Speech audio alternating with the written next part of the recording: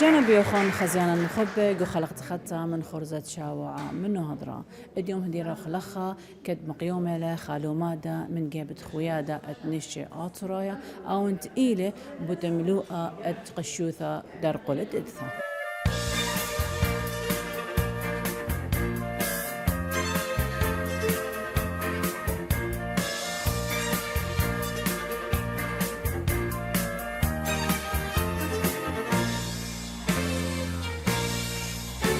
اتخوت رشمة شخلبخ اديوم اتمطرسخ قدمة بوش سباي ومارمخ ايدات الخاميتا لا الممريتا ببورسة مسقتت اشتسر يوماني لكلايا بباتت عنفة على الأثا مقيم لخويادة نشي آطرايا لو ما دبقاها يوما قو آوانت حمورا بتقيلة بعت القنطرن مردو صنايا آطرايا بشاركتت مشتقلان تشت آسي وقب سياساي ومديناي عم كنشة من كل الشوباني وبشلا مقرول آها يوما الخادو راشا بتيخة مدعيتا بوت قانوني ومنيانا رابا مبشمانة إيلي بيلي قو عنبا برق الإثا ويا ولتت درعت إيقارة قام قروانت آها آمريا بقطارة لأهل ومادة بيد خويادة نشي آطورايا ببرسد مسختت اشتسر يوماني لكليثة درق القشيوثة درق الأتا بقطارة لأهل ومادة خد رشمة مشخلبخ الإديوم قد طرسخ صبرة بشطاوة وشقريمي إيداته قم خاميتا لا قم أمريتا. ضيوفنا الكرام نرحب بكم في هذا المؤتمر الذي يقيمه اتحاد النساء الآشوري بمناسبة حملة 16 يوم لمناهضة العنف ضد المرأة تحت شعار نغير اليوم لنصنع غدا ولترفع الأيادي للحماية لا للإيذاء. في البداية نقف دقيقة الصمت إجلالاً وإكراماً لجميع شهداء الوطن والأمة وأرواح جميع النساء اللواتي كن ضحية العنف والقسوة.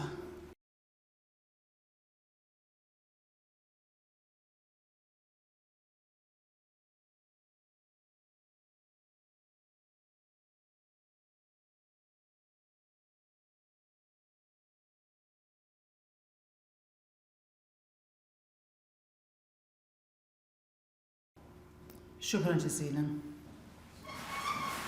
بشورايا فقدة يا قرتا بهيجة داود نيشو ريشة خويادة نشي آطورايا مقروالا خامم لا بداها برست فاقد ربيتها. في مؤتمرنا هذا الذي يقيمه اتحاد نساء الآشوري بمناسبة 16 يوم لمناهضة العنف ضد المرأة، وبهذه الأيام يحتفل العالم باليوم يبدأ من اليوم 25 من تشرين الثاني ولغاية 10 من كانون الأول من كل عام. وتم تحديد هذا اليوم من قبل الجمعية العامة للأمم المتحدة في عام 1999 لزيادة الوعي بأشكال العنف الذي تتعرض لها النساء والفتيات في كل أنحاء العالم، وتعزيز الجهود المبذولة لمكافحة هذا العنف والعمل على إنهائه لتعيش المرأة حياة مستقرة وصحية لكي تحافظ على الأسرة والمجتمع، كون المرأة هي الجزء الأهم في المجتمع لأنها المرأة المعطاء بدون مقابل، فإذا مرضت هذه المرأة لن تستطيع أن تحمي الأسرة وتحمي المجتمع. وإعطاء حقوقها كاملة والمساواة مع الرجل للحفاظ عليها في المجتمع والأسرة. ونلاحظ للأسف في مجتمعات الشرق الأوسط ارتفاع عدد حالات العنف. يؤسفنا هذا لأننا نعيش في القرن 21 ولا زلنا تحت ضغط التسلط الذكوري إن صح التعبير لا يسعني في هذه المناسبة، لا أريد الأطيل أن عليكم، إلا أن أتمنى من كل من له الصلة أن يحمي هذه المرأة في كل المجتمعات، وخاصة مجتمعنا العراقي، سواء كانت المرأة تعيش في إقليم كردستان أو في محافظات العراقية الأخرى، تعيش بسلام واحترام ومحبة، لا للعنف، لأننا كائن كرمنا الرب. وشكرا لكم. شكرا للسيدة بهيجة داود نيشو رئيسة اتحاد النساء الآشوري. قبل ما نبدي بمحاضرة الدكتور إسماعيل أبا بكر علي بامرنة اللي هي بعنوان الإطار القانوني والاجتماعي لمديرية العنف الأسري في مواجهة العنف ضد المرأة، راح نقرأ السيرة الذاتية للبروفيسور.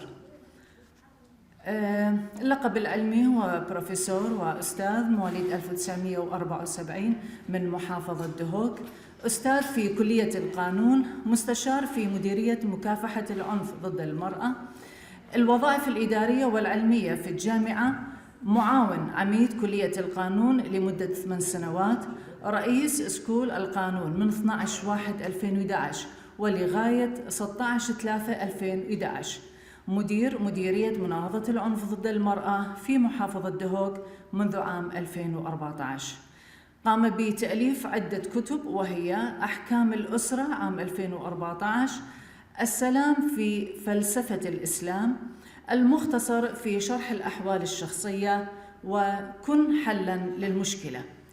مشاركاته في المؤتمرات: مؤتمر نحو التقليل من عقوبة الإعدام في قانون العقوبات أربيل، مؤتمر المرأة القيادية جامعة دهوك بالتنسيق مع جامعة الموصل، المشاركة في دورة في القانون الدولي الإنساني في بيروت، دورة متدربين في التنمية المستدامة وبناء القدرات بيروت، دورة العنف ضد المرأة في أمريكا كاليفورنيا من 10/5/2013 ولغاية 24/5/2013.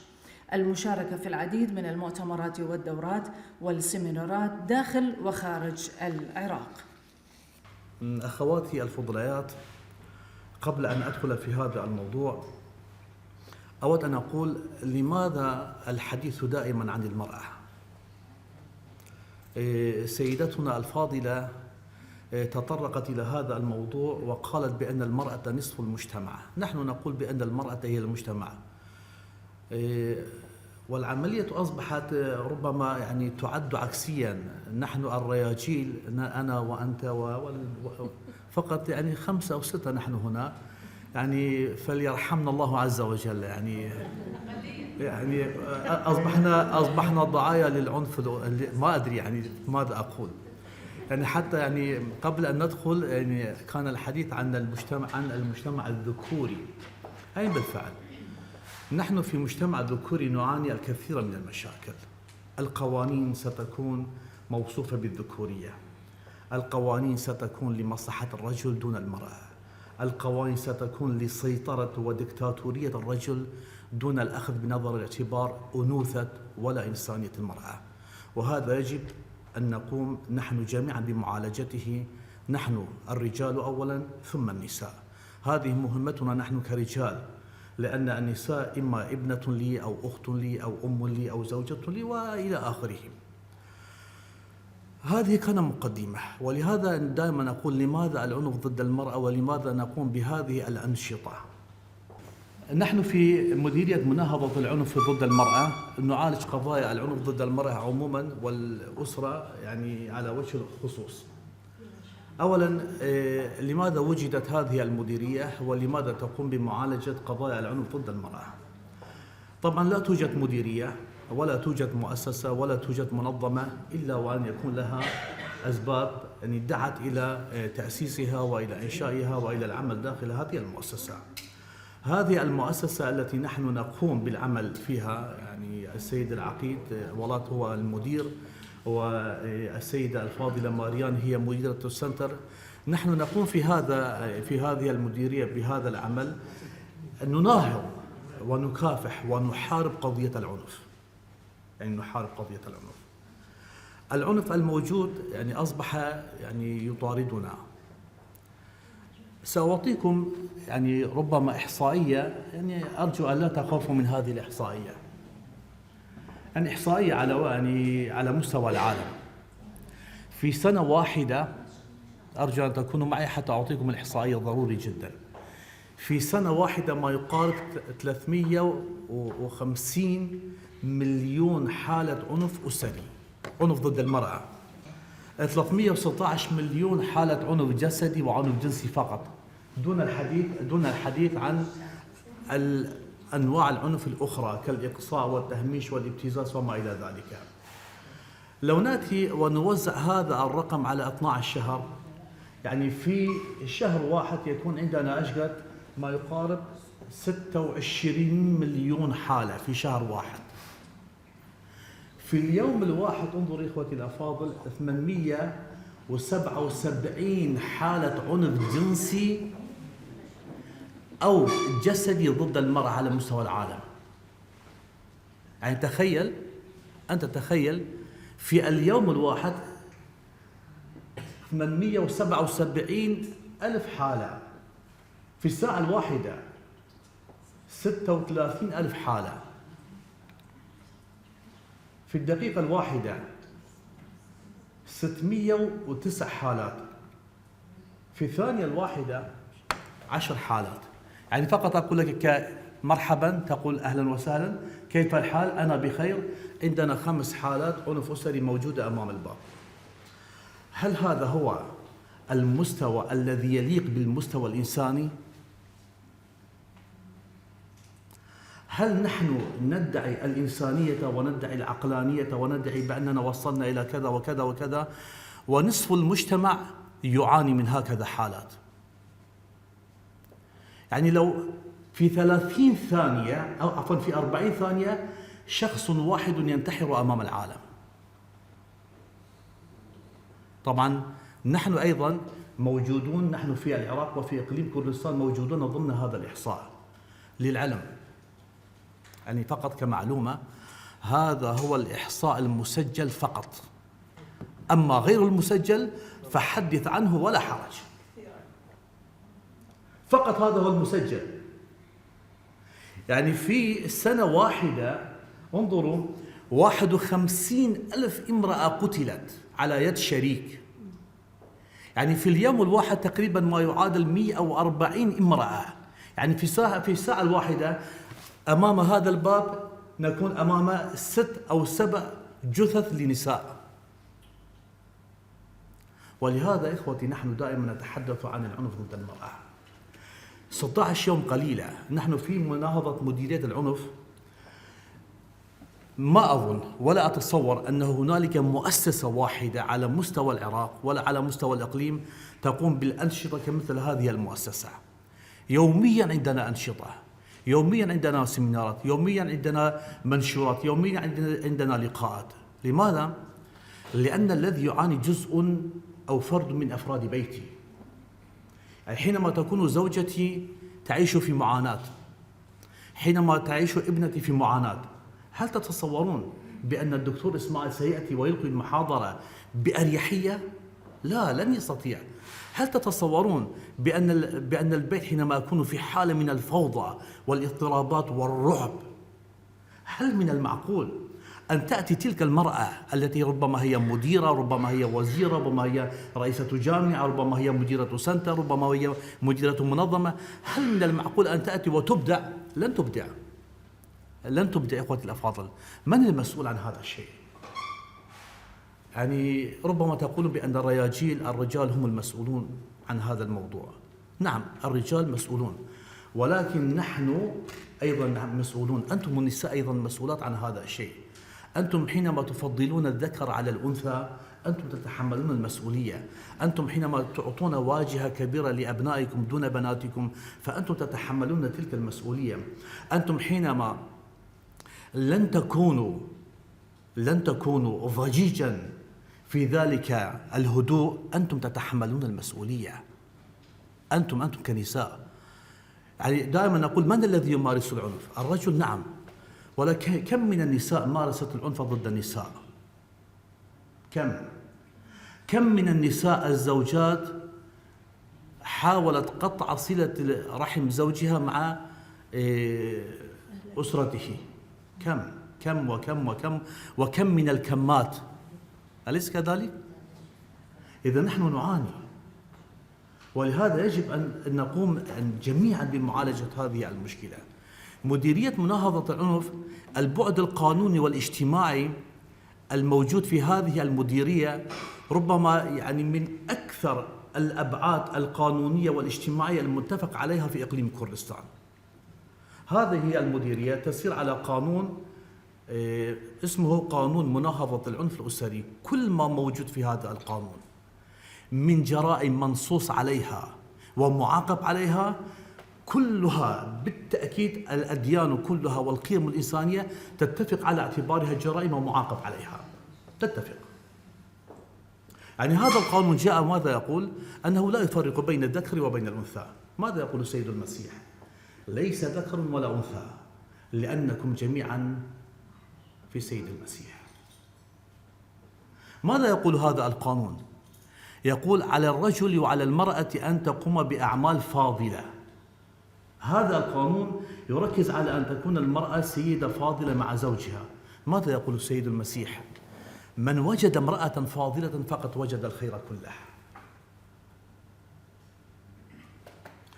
أين الفضليات أيتها السيدات الفاضلات؟ أين نحن نعاني. هذا القانون جاء وعرف العنف الأسري، هذا القانون جاء وغير مفهوم العنف وغير مفهوم العلاقة بين الرجل والمرأة. لماذا؟ لأنه جاء وحدد الإطار الذي ينبغي أن تكون العلاقة الزوجية والعلاقة الأسرية موجودة، هي علاقة الرحمة والمودة والاحترام وعلاقة التكافل والتعاون والمسؤولية المشتركة. نحن كلنا يعني ندعي ذلك، ولكن من حيث التطبيق للأسف الشديد نحن أيضا يعني المقصرون في ذلك. هذا القانون جاء وأعطى مفهوما للعنف حتى نحن نقوم بتوعية أنفسنا، لأن القانون إذا لم يعبر عن مشكلة من مشاكل المجتمع هو سيكون قانون عبارة عن كوبي بيست، يعني عبارة عن نسخ ولصق، والقوانين التي هي نسخ ولصق لن تفيد المجتمع. أنا آتي بقانون من أوروبا، ربما من السعودية، من المغرب، من فرنسا، وآتي بهذا القانون ككل وأطبقه هنا في العراق في إقليم كردستان ككل، لن نستفيد منه. هذا القانون، قانون مناهضة العنف الأسري، هو الذي خرج من رحم المجتمع. هو هذا القانون الذي يعبر عن مأساة ومعاناة المجتمع. هذا القانون يعالج ويحدد الإطار العلمي القانوني التربوي الثقافي في كيفية معالجة ومواجهة العنف الأسري. أولا لننظر إلى البعد الفلسفي لهذا القانون، البعد الاجتماعي لهذا القانون. حدد مفهوما غريبا للعنف ضد المرأة وللعنف بصورة عامة. نعم، الضرب هو عنف.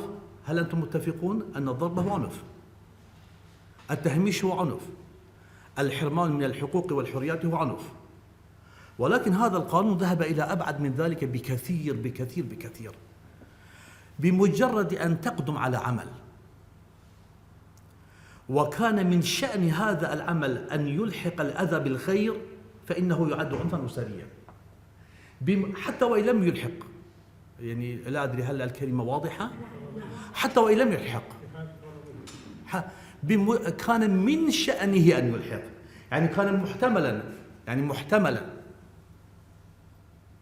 عده القانون وجعله جرما. بمجرد أن تنظر إلى الآخر نظرة دونية، نظرة احتقار، نظرة اشمئزاز، هذا يعد عنفا أسريا وأنت تعاقب على ذلك. ولذلك حينما جاء هذا القانون في بعده الاجتماعي وفي بعده الفلسفي خرج من رحم المجتمع، وجد بأن المجتمع يعيش في حالة من الفوضى في العلاقة بين الزوج والزوجة، في فوضى من العلاقة بين الرجل وبين بين أفراد الأسرة. الأب لا يعرف يعني أين أولاده، أين بناته. الأم لا تعرف، مشغولة 24 ساعة بإيش؟ بهذا الموبايل.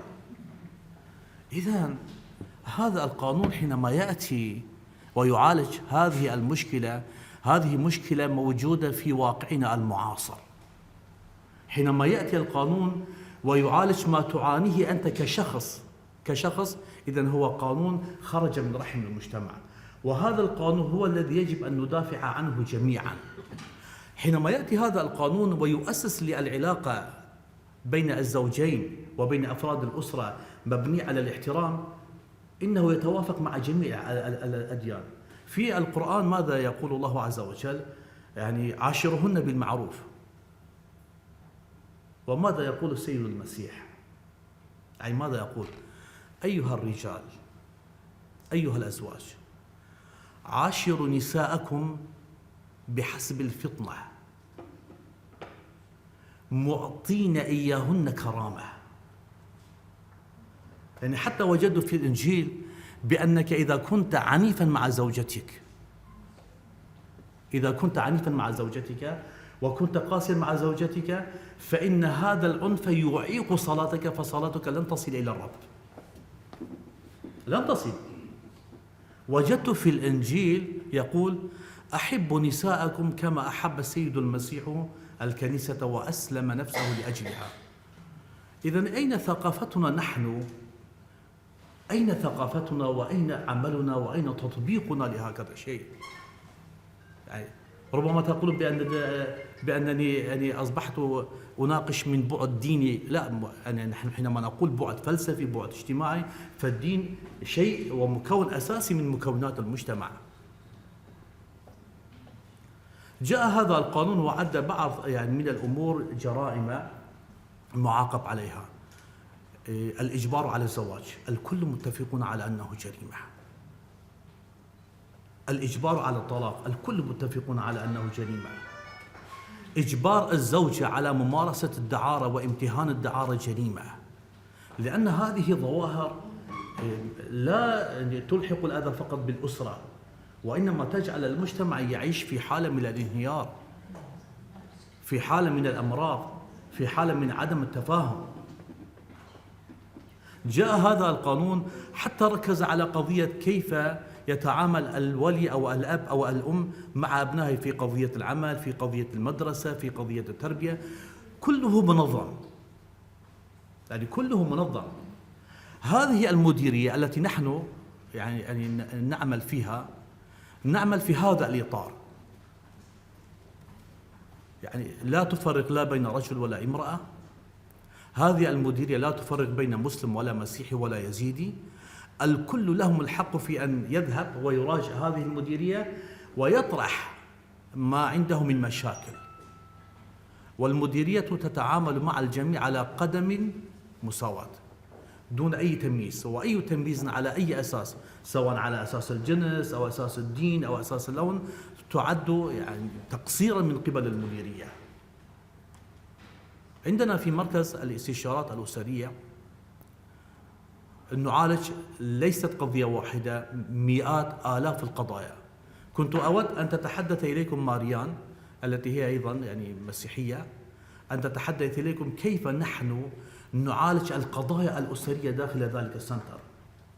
مئات القضايا تأتي، ربما يوم أو يومين أو 3 أيام، جلسة أو جلستان أو 3 جلسات فقط نتعامل مع القضايا من أجل أن نقيم الصلح بين الطرفين.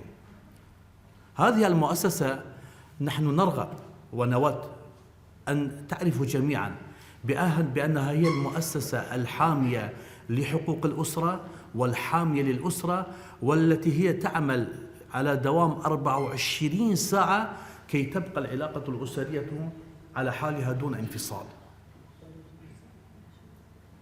نحن يعني إخوتي الأفاضل في هذه السنة غيرنا مفهوم إيش؟ غيرنا مفهوم العنف أو أي شيء نعالجه. أصبحنا في هذه السنة نعالج قضية العنف الرقمي أو الرقمي ضد المرأة.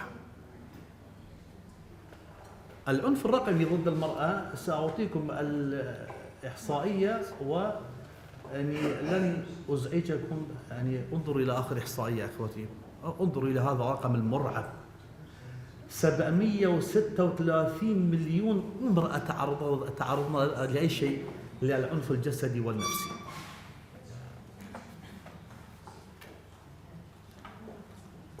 إحصائيات رقمية، تقريبا ما يعادل 60% من النساء تتعرضن لعنف رقمي، عنف عن طريق وسائل الاتصالات تقريبا. انظروا 60% من نساء الشرق الأوسط يعانين من عنف، والعنف يوجه إليهن عن طريق هذا هذا الجهاز وهذه الآليات الجديدة. 85% من النساء اللواتي يعملن على شبكات التواصل الاجتماعي وجدنا بأن هنالك عنف يوجه ضد امرأة أخرى. 75% من الإعلاميات اللواتي يعملن في مجال الصحافة تعرضن للعنف الرقمي، للعنف ضد المرأة.